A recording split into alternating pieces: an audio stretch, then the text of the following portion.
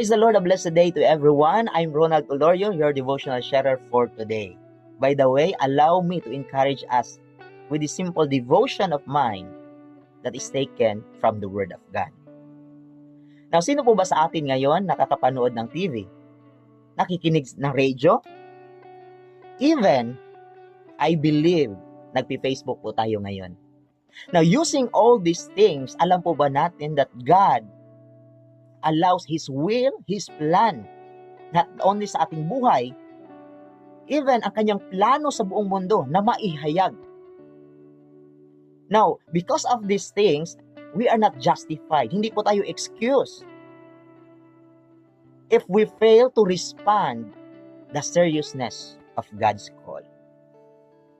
However, allow me to encourage you through the Word of God that is found in the book of Revelation, chapter 1, verse 3.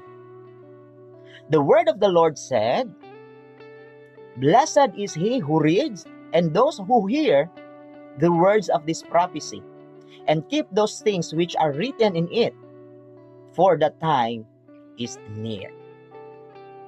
Now, the Word of the Lord will keep the believer at peace and safe from the serious trouble that will be taking place around the world.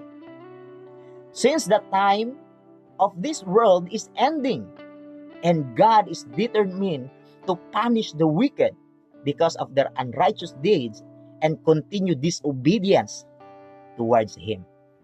And with that, God is still reaching out.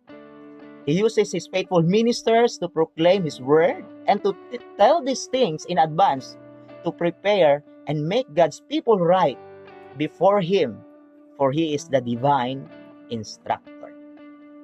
Therefore, believers should keep God's word in their heart, since it is the only way who can give them the assurance of His deliverance.